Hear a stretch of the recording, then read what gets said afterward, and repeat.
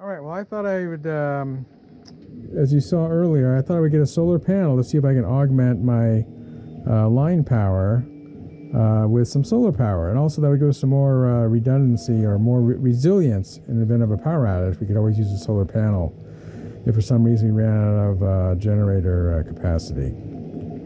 So right now, the 3D printer, when it's running, is between 100 and 120 watts of power. It takes more than that to heat it up, but once it's at operating temperatures, it takes about that amount. So I bought a 100-watt solar panel, as you saw, and we're going to try hooking this up and see how it works with the Delta II, EcoFlow Delta II. All right, so here's our setup here. We're operating in the garage. We can't, we can't move the Delta II outside because we're using it, right? We're not using it to charge up and then you're going to use the power later. We're using it as a backup power supply now, so it has to be plugged in all the time. So it's got to be inside the garage, and this is our setup outside. So this is not the greatest setup because this is looking south and there's east over there. So the sun has come up but hasn't got over the roof yet. So this area doesn't have much sunlight. I think this time of year, it's December, it's around 10:30, 11 o'clock, sun's going to hit this area. But we're going to hook it up anyway and see if we can get a few electrons from the sun. And then in the afternoon, this tree blocks some of the sunlight. It's lost all of its leaves now, pretty much. But and then we might get a little bit more after it passes the tree, but then it's going to be pretty low in the sky this time of year. So there's a little about 9.5 hours of sunlight today, and we'll just see how that does. All right, as I showed earlier, I'm new to solar power, so I didn't know a few things. So now I know more. So this is the cables that come with the solar panel. This is kind of a standard solar panel cabling connectors. But the EcoFlow Delta II needs an XT60 connection, which is this type of connector here. It needs this connector, the same one that you can use to charge it from your car. You can get 12-volt output. So I've showed that in another video. So I had to get, and of course this isn't long enough to reach the Delta II anyway to be out here in the sun. So I bought this extension cord. I'll put a link in the show notes. It's from a company called Batteria Power.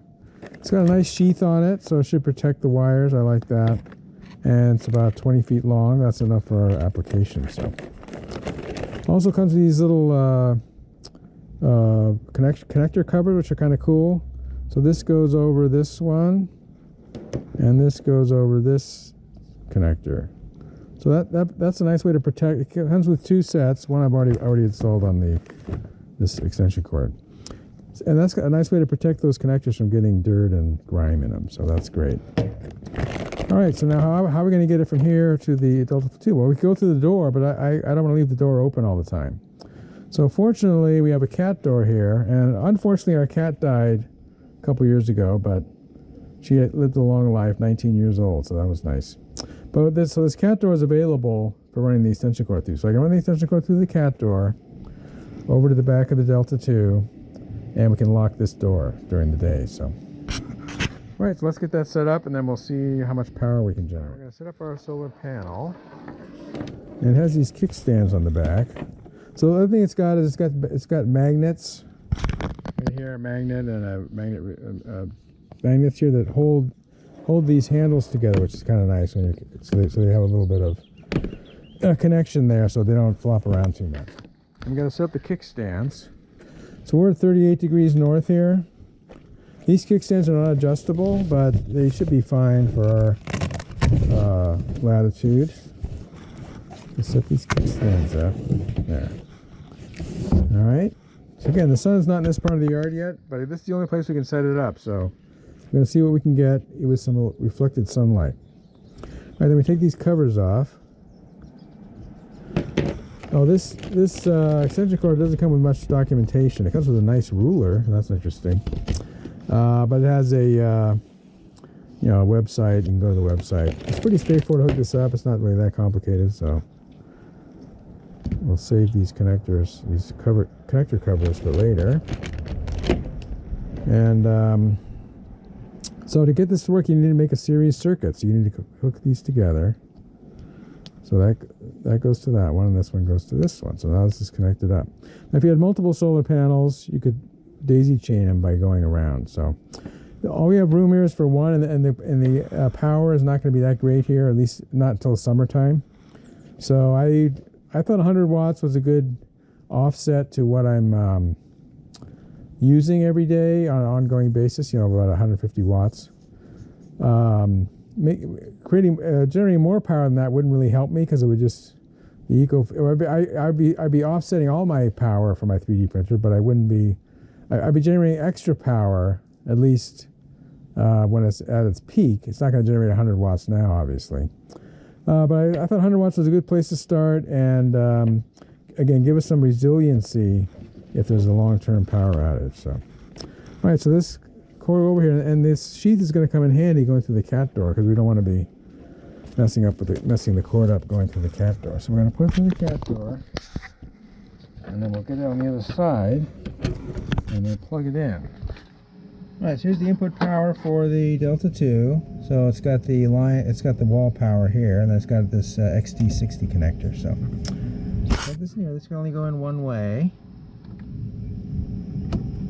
That way. Make sure it's in there solid. Okay, now we hopefully will be producing some power. Let's find out. All right, so according to our app here, we're producing 0 power. So this threw me for a while, but I finally figured it out. Unfortunately, the Delta II, EcoFlow Delta II, does not support charging the battery with line power and 12 volt solar power, and or from 12 volt power at the same time. So that's kind of disappointing. Now, when I bought this, I didn't think about that. The Delta II Max does support that. I've seen videos showing that you can't have both. So my idea was just hook this up at the same time and just have it go all day, and any power, it would preferentially take this one, and then any extra power we need would come from the line. But unfortunately, that isn't going to work.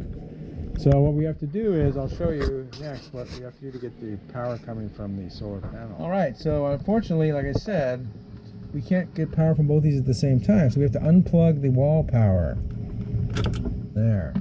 Unplug that, and then we should see some solar power coming in from the panels. Since the sun isn't on the panels yet, we're getting 0 watts. Okay, so I did test it the other day, and it will produce electricity. So we're going to have to wait till the sun gets on the solar panels. There's not enough reflected light to generate any electricity. All right, so sun is on the panel now. It's about 10:30 a.m. I'm going to come in here and we're going to try to unplug the wall power and see if we can get some solar power. So right now we're pulling 120 watts or so, 126 watts and 0 from solar. So again, if we unplug the wall power, solar power should come on.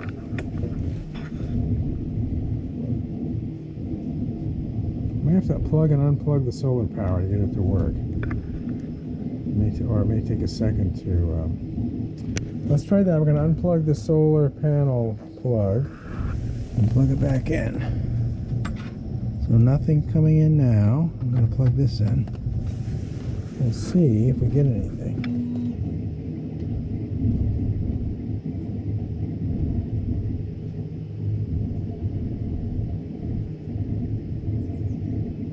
Still 0.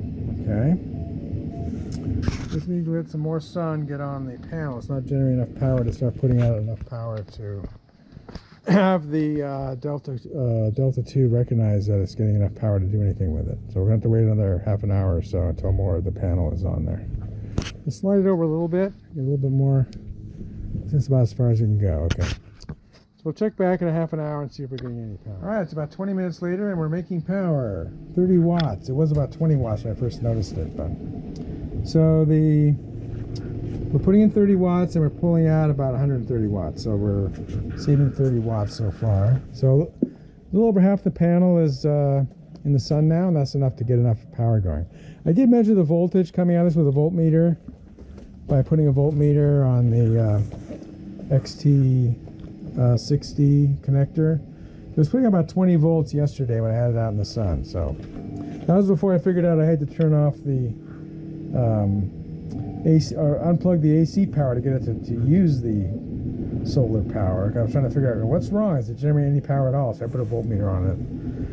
It puts out about 20 volts, which is, I guess, I'm not sure what the XT60 voltage limit is, but when I plugged it into the car, of course, it's 12 volts. But anyway, all right. So we're making some voltage or some watts, and we're offsetting the cost of running the printer. So that's a win.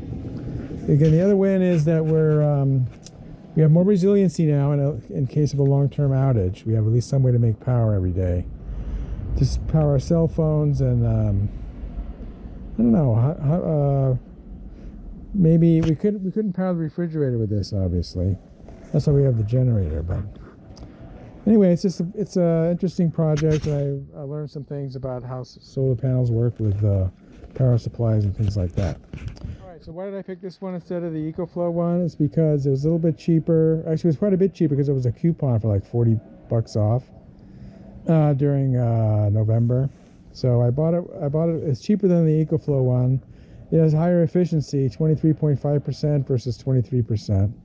I like the way it folded up into a nice, neat package without having to have a separate case. And I only got 100 watts because, well, first of all, that's all the room I had in this area, which is the only reasonable place I can put it to hook it up to the EcoFlow. And the other thing is I didn't want to generate more power than I was going to be using day to day, so that seemed like a waste of money. So I calculated, so I'm out about 100, I'll have links to the extension cord and everything.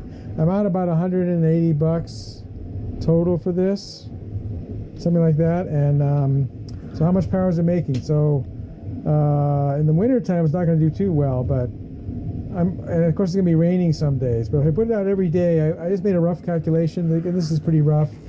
I could save about 500 watts a day. I can make about 500 watts a day on average. That's just I would say a very rough calculation, is an order of magnitude calculation. And so that power in California, believe it or not, is 50 cents plus a kilowatt at off-peak times, which peak power is from 4 to 9 p.m., which you normally can't make much solar energy. Even though we have a solar roof, we're not making much energy between 4 and 9 p.m. In the summertime we do, but in the wintertime the sun's already down by then. So that's about a quarter a day. So if I could get 500 watts a day on average every day for 2 years, I would pretty much just about pay for this installation. So the question is it worth my time for a quarter to put this setup out every day? We'll see. I'm going to do it for a while just for fun, but it's probably not worth my time to put this out for a quarter, but I might do it anyway just because it's fun. All right, so I like the GRECELL, and of course I like my EcoFlow. It's really made my printing operation much more resilient to power outage. We've had more than enough power outages in PG&E in the last 5 years than I remember growing up in this area for 50 years. Power's got much less reliable out here, so that's one reason why I bought this. If you like this video, please give it a thumbs up. Post a comment if you have any questions or ideas, and I'll try to respond. That's all for now, but more videos are coming, and if you want to see them, please subscribe to my channel and turn on the notification icon if you don't want to miss one. This is Beta Cygni signing out, and keep looking up.